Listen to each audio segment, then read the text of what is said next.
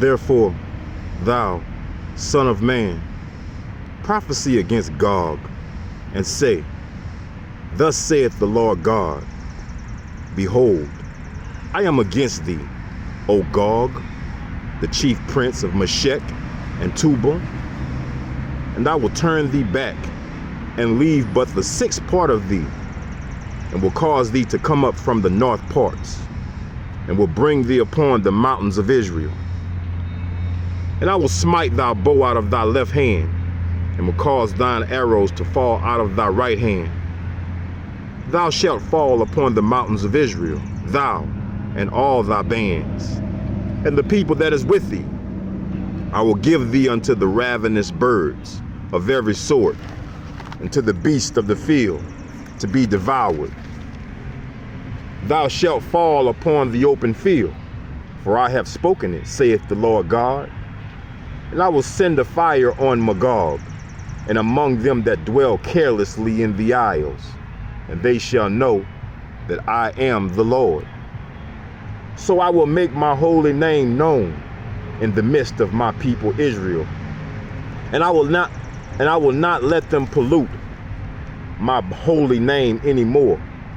And the heathen shall know that I am the Lord, the Holy One in Israel. Behold, it is come, and it is done, saith the Lord God. This is the day whereof I have spoken. And they that dwell in the cities of Israel shall go forth, and shall set on fire, and burn the weapons, both the shields and the bucklers, the bows and the arrows, and the hand staves, and the spears, and they shall burn them with fire 7 years, so that they shall take no wood out of the field, neither cut down any out of the forest, but they shall burn the weapons with fire. And they shall spoil those that spoil them, and rob those that rob them, saith the Lord God. And it shall come to pass in that day that I will give unto Gog a place there of graves in Israel, the valley of the passengers on the east of the sea. And it shall stop the noses of the passengers, and there shall they bury Gog and all his multitude.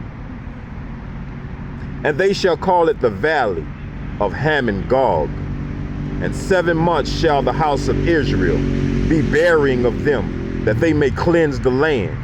Yea, all the people of the land shall bury them.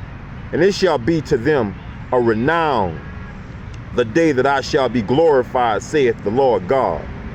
And they shall sever out men of continual employment, passing through the land to bury with the passengers those that remain upon the face of the earth, to cleanse it. After the end of 7 months shall they search. And the passengers that pass through the land, when any seeth a man's bone, then shall he set up a sign by it, till the buriers have buried it in the valley of Hamon Gog.